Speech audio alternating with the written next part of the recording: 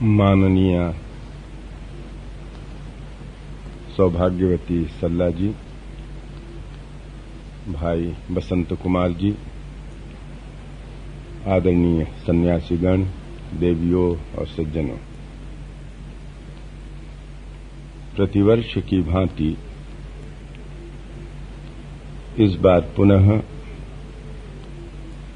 आप सबसे मिलने का योग उपस्थित हुआ है और जैसा कि भाई श्रीकांत जी ने बताया, प्रातःकालीन सत्र में केनोपनिषद पर और संध्याकालीन सत्र में गीता के तीसरे अध्याय कर्मयोग पर चिंतन करने का अवसर प्राप्त होगा। विगत कुछ वर्षों से हम लोग इस प्रकार मिलते आ रहे हैं।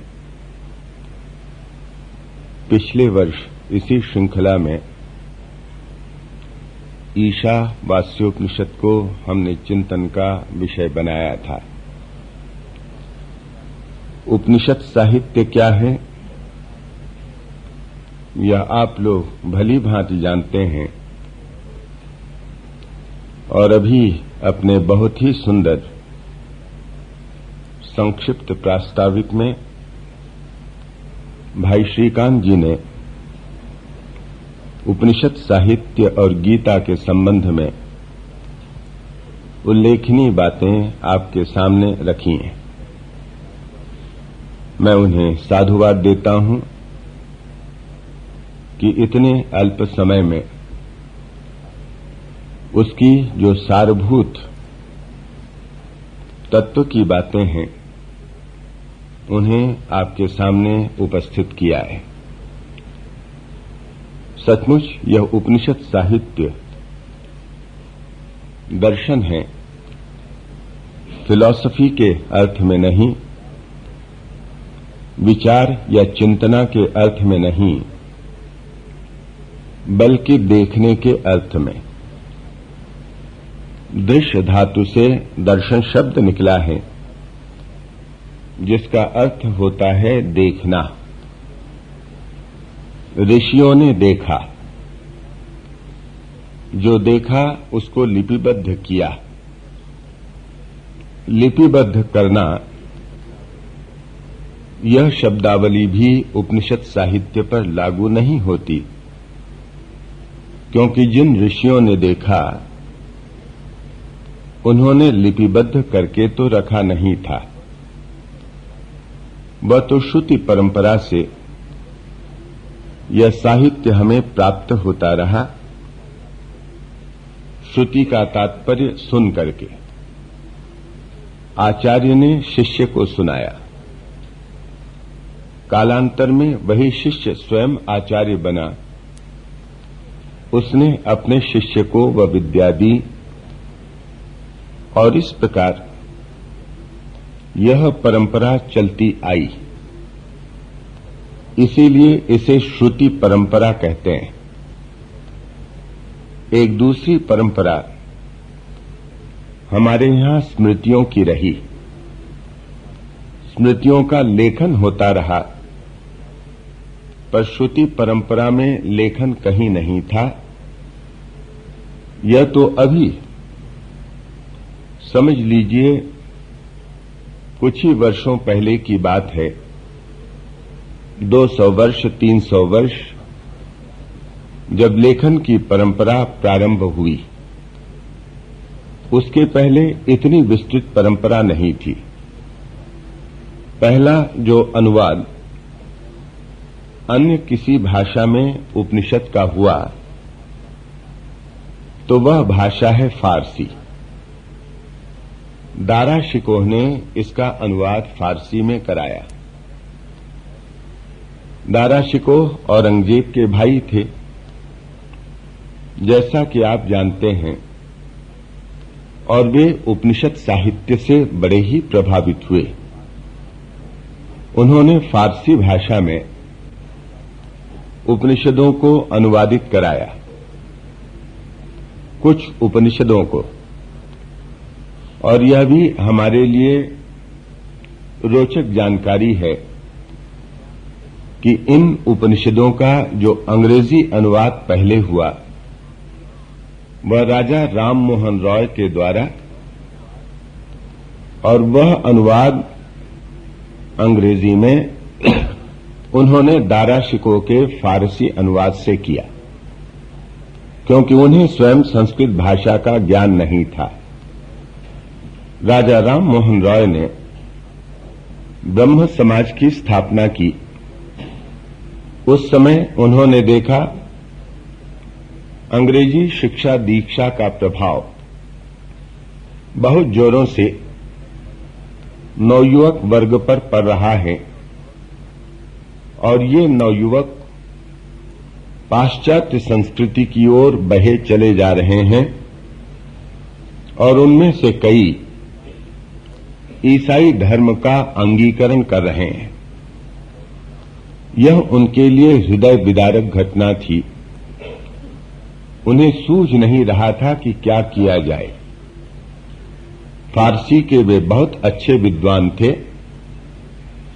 अंग्रेजी के तो थे ही। उनके हाथ में कहीं से दारा शिकोह द्वारा अनुवादित उपनिषद साहित्य हाथ में लगा। फारसी भाषा का पढ़ करके चमत्कृत हो गए। उन्होंने बाइबल पढ़ी थी और हिंदू धर्म के संबंध में ऐसे ही कुछ पढ़ा था, क्योंकि उस समय हिंदू धर्म के संबंध में कोई विशेष सुचित्रित ग्रंथ रहा है ऐसा विदित नहीं होता कि किसी ने बहुत सोच करके अंग्रेजी में लिखा हो हिंदू धर्म के संबंध में, उसके ज्ञान विज्ञान के बारे में ऐसी बात सुनने में नहीं आती है। तो ये जो राजा राम मोहन रॉय थे, जब फारसी में उपनिषद साहित्य को पढ़ते हैं अभिभूत हो जाते हैं। उनको ऐसा लगा कि जिस बाइबिल को पढ़ करके हमारे यहां का युवा वर्ग ईसाइयत की ओर बढ़ रहा है, उस बाइबिल से कहीं अच्छे तत्व धर्म के संबंध में, चिंतन और दर्शन के क्षेत्र में उपनिषद साहित्य के भीतर भरे हुए हैं। और उन्होंने फिर अंग्रेजी में अनुवाद किया और बुलाया, आह्वान किया नवयुवकों का, और कहा कि देखो यह हमारा अपना साहित्य है। हमें धर्म और दर्शन के लिए बाहर कहीं नहीं जाना है। हमारे पास ही सारे तत्व मौजूद हैं, और बाइबल से कहीं अधिक प्रांजल, अधिक स्पष्ट, अधिक प्रेरणादायक रूप में हमें ये प्राप्त है। इनको पढ़ो, और इन उपनिषदों को आधार बना करके उन्होंने ब्रह्म समाज नाम दिया अपनी नई संस्था का। ब्रह्म शब्द उपनिषदों से लिया गया है, और हम सब जानते हैं बहुत अच्छी तरह से कि इस ब्रह्म का अर्थ क्या होता है। ऐसा यह उपनिषद साहित्य रहा है। कितने लोगों को इस साहित्य ने प्रभावित किया। भारत में दर्शन की परंपरा थी, जैसा कि अभी आपके समक्ष मैंने निवेदित किया। जिन्होंने दर्शन किया उनको हम ऋषि कहते हैं। ऋषयः मंत्र द्रष्टार। ऋषि कौन है? जो मंत्रों का दर्शन करते हैं वे ऋषि हैं। ऐसा हम मानते हैं कि उपनिषदों में जो श्लोक हैं वे मंत्र हैं। इसलिए इन मंत्रों का दर्शन उन ऋषियों के द्वारा हुआ जिनके माध्यम से वह अनुभूति श्लोकबद्ध होकर के हम तक आई। कौन थे ये ऋषि पता नहीं चलता है। ईशावास्योपनिषद सबसे छोटा उपनिषद, पर उसके भीतर में कितना गूढ़ ज्ञान भरा है। कौन इसके प्रणेता हैं, कहीं कुछ पता नहीं चलता है। तो उपनिषद साहित्य के प्रणेता कौन, अमुक उपनिषद को किसने रचा, यह कहा नहीं जा सकता, क्योंकि कहीं पर भी नाम नहीं है। और जहां पर नाम है वह नाम समझ लीजिए कि छद्म है। श्वेताश्वतर उपनिषद के नाम से एक उपनिषद हमें मिलता है। अब ये श्वेताश्वतर नाम के ऋषि थे या छद्म नाम है, इसके संबंध में यह कहा जाता है कि वह छद्म नाम है। अन्य किसी भी उपनिषद में किसी ऋषि का नाम नहीं मिलता है।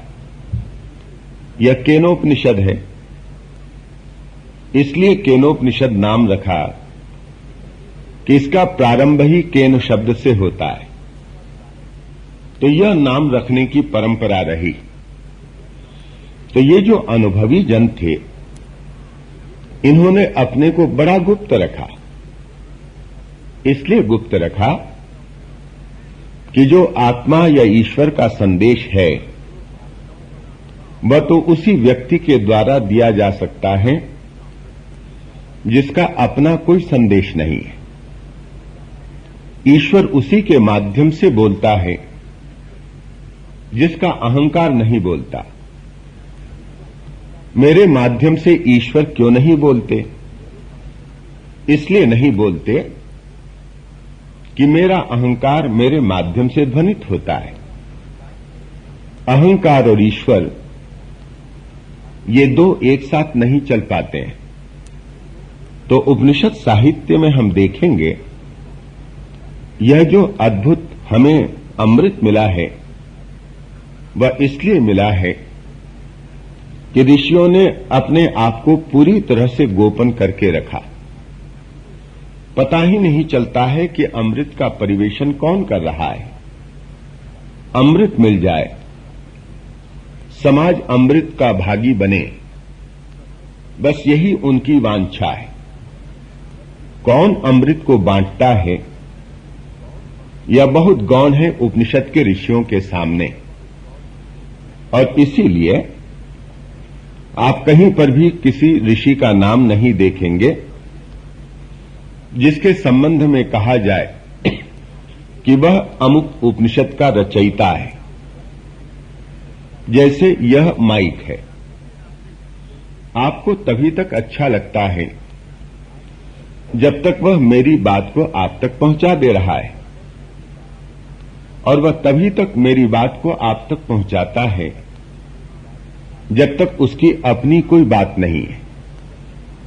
यदि माइक अपनी बात करने लगे तब तो वह मेरी बात को आप तक नहीं पहुंचा सकेगा।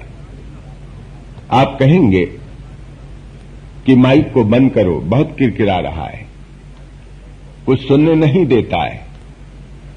तो ठीक इसी प्रकार ईश्वर की ध्वनि उसी के माध्यम से सुनाई देती है जिसके भीतर में अहम की ध्वनि नहीं है। यह सूत्र है। तो उपनिषद में हम कहीं पर भी अहम की ध्वनि नहीं सुनते, इसीलिए आत्मा की ध्वनि सुनते हैं। ऋषि कहां है पता ही नहीं चल रहा है। ऐसा यह विलक्षण साहित्य है। और दूसरा तथ्य है दर्शन। उन्होंने देखा। ऋषयः मंत्र दृष्टारः, ऋषि मंत्र के दृष्टा होते हैं। तो मंत्रों को क्या देखा जा सकता है? जैसे हम आंखों से कुछ देखते हैं लिखा हुआ, तो क्या इसी प्रकार मंत्रों को देखा जा सकता है? यह प्रश्न उठता है। यदि नहीं देखा जा सकता तो फिर मंत्र दृष्टारः कहने का तात्पर्य क्या हुआ कि ये मंत्र दृष्टा हैं? अगर देखा जा सकता है तो कैसे देखा जा सकता है? इन आंखों से जैसे हम देखते हैं, क्या इसी प्रकार इन मंत्रों को भी देखा जा सकता है? यह एक प्रश्न है। इस प्रश्न का सुलझाव मुझे तब तक नहीं हुआ था जब तक मैंने आइंस्टाइन की जीवनी नहीं पढ़ी थी। उन्होंने आत्मचरित लिखा है। उन्होंने भी एक मंत्र देखा। जो मंत्र उन्होंने देखा उसको हम ऊर्जा समीकरण के नाम से जानते हैं, एनर्जी इक्वेशन, E = mc²। यह जो ऊर्जा समीकरण है, जहां पर ऊर्जा की माप हमें मिलती है, E है ऊर्जा की माप, m है किसी पदार्थ का मास, वजन। मान लीजिए कि एक पदार्थ है, बहुत छोटा सा उसका टुकड़ा है, तो पदार्थ के इस टुकड़े से कितनी ऊर्जा निकल सकती है,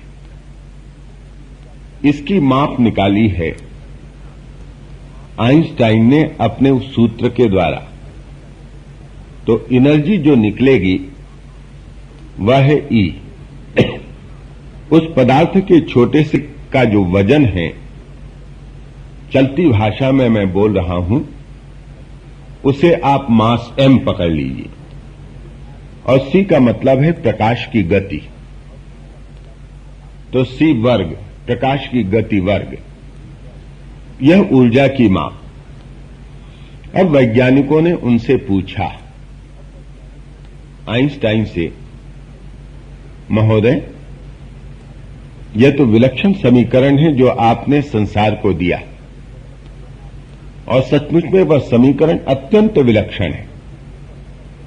आज जो विज्ञान का इतना बड़ा सौध दिखाई दे रहा है, इतनी बड़ी इमारत, उसके आधार में वही ऊर्जा समीकरण है। उसके कारण ही दुनिया का यह सारा तंत्र, अणु बम, परमाणु बम, हाइड्रोजन बम, जितनी भी शक्ति मिल रही है पदार्थ को तोड़ करके, वह शक्ति सारी इस ऊर्जा समीकरण के माध्यम से ही आई है। उसी के माध्यम से ज्ञान मिला है। तो यह इतना बड़ा आविष्कार। तो पूछा आइंस्टाइन से कि आपको यह समीकरण मिला तो कैसे मिला? क्या ट्रायल और एरर मेथड से? ट्रायल और एरर मेथड के बिना समीकरण बनता नहीं है। ट्रायल और एरर मेथड क्या है? जैसे हम तराजू के दो पलड़ों में कोई चीज नापते हैं, एक तरफ ज्यादा हुआ तो थोड़ा कम कर दिया, दूसरी तरफ कम हुआ तो थोड़ी बाट अधिक रख दी। तो इसको हम ट्रायल एंड एरर मेथड कहेंगे, दोनों पलड़ों को एक समान लाने के लिए, कांटे को ठीक मध्यस्थ रखने के लिए।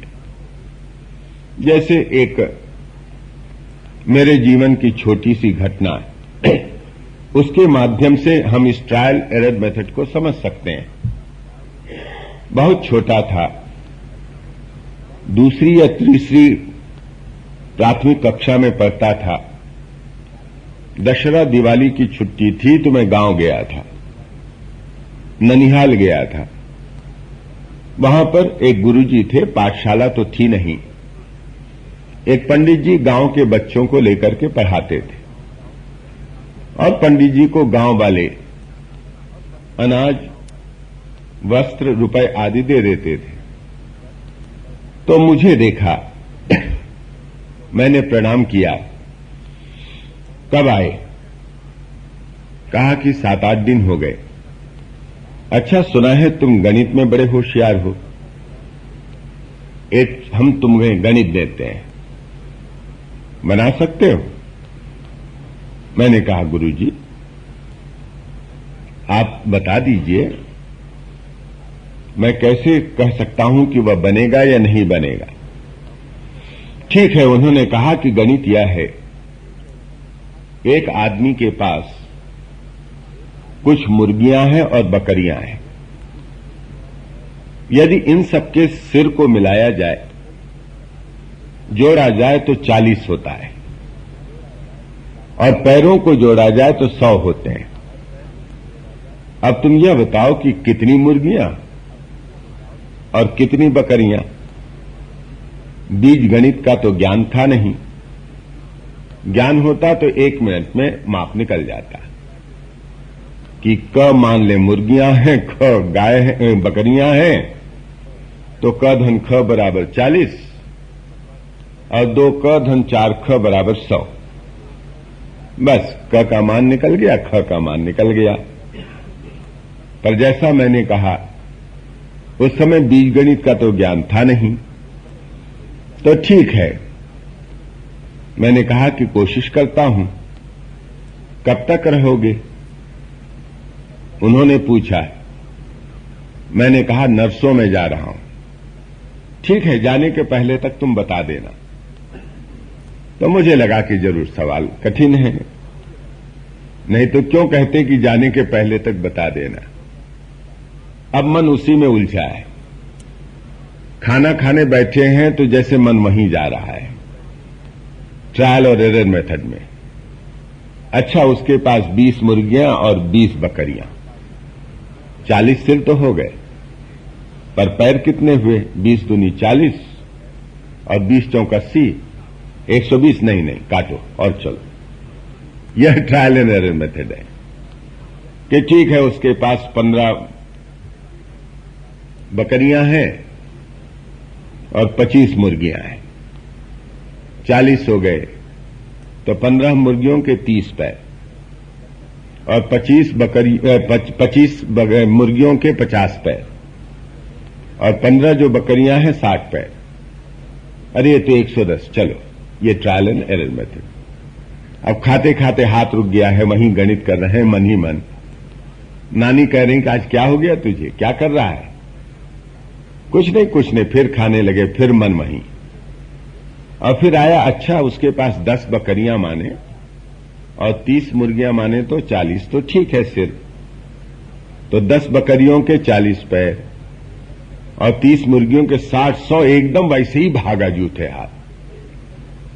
आधा घंटा हुआ होगा।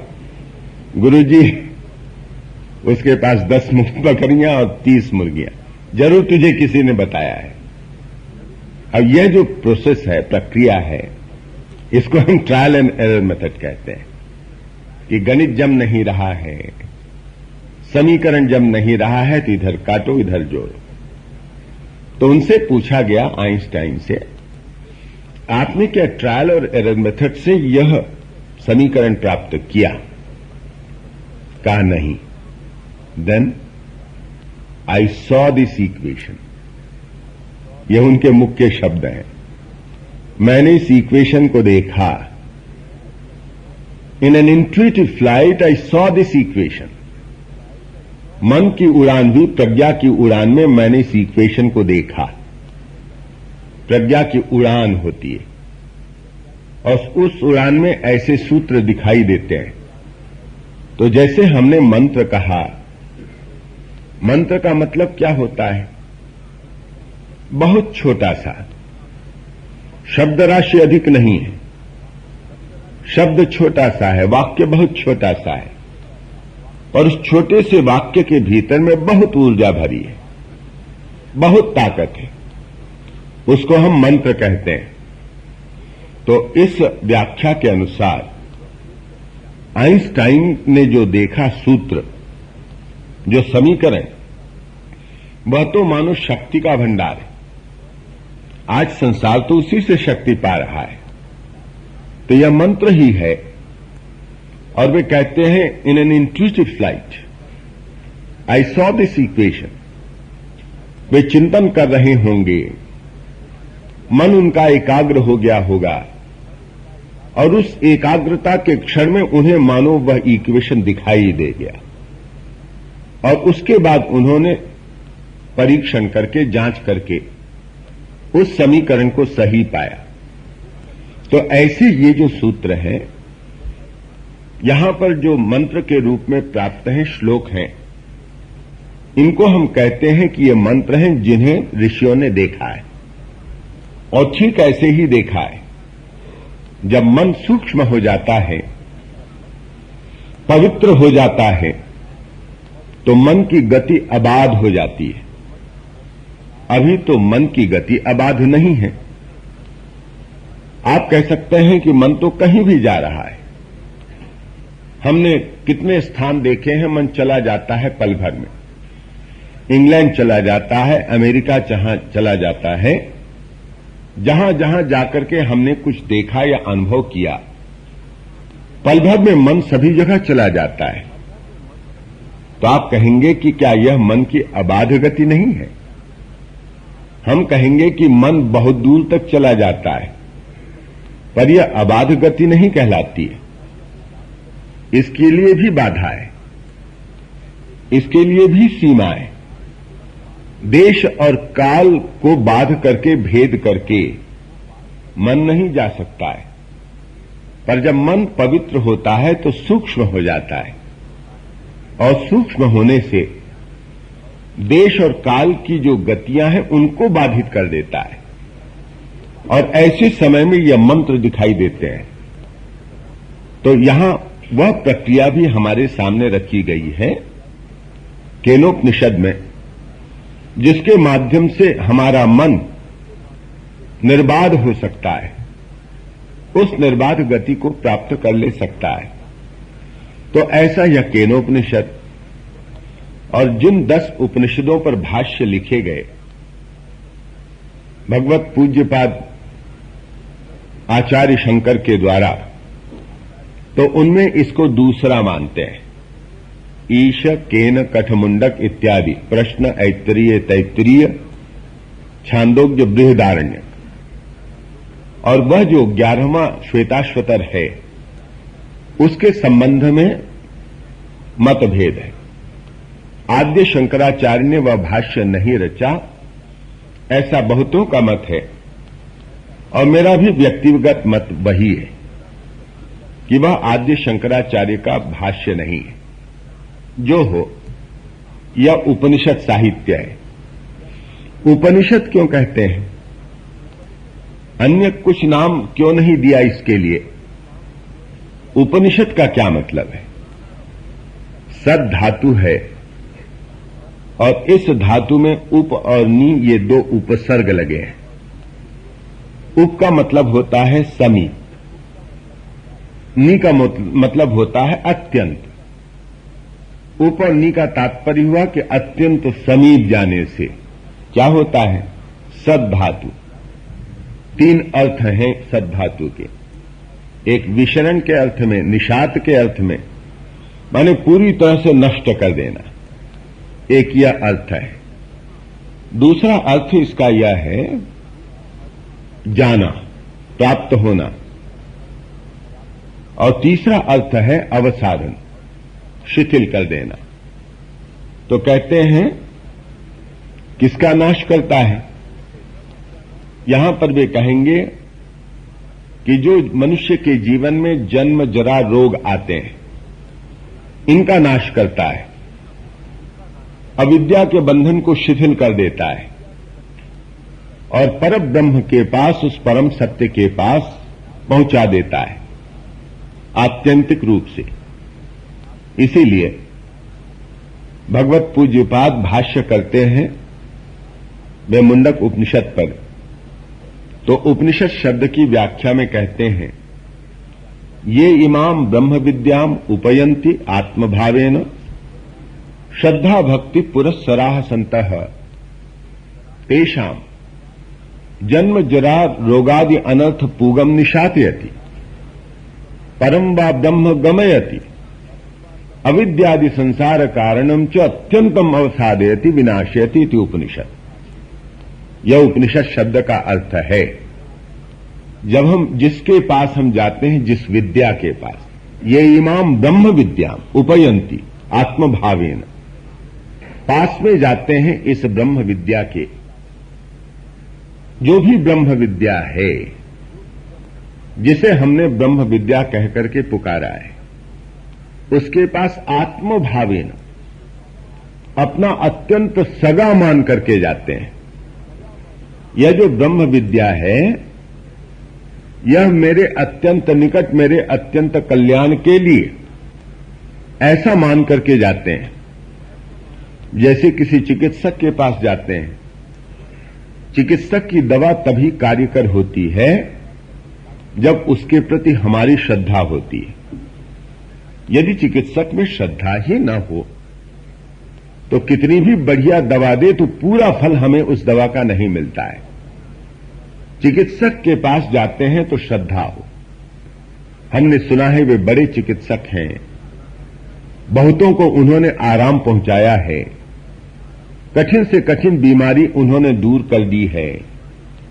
जब ऐसी प्रशंसा उनके बारे में सुनते हैं तो लगाव होता है, एक मानसिक लगाव होता है, चिकित्सक के प्रति आत्मभाव होता है।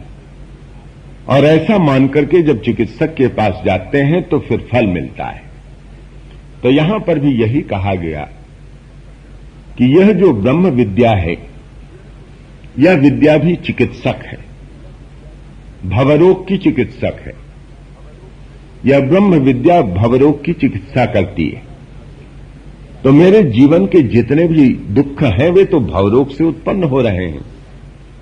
तो जब मैं जाता हूं इस ब्रह्म विद्या के पास आत्मभाव लेकर के, आत्मभाव लेकर के, आत्मभाव लेकर के, आत्मभाव लेकर के,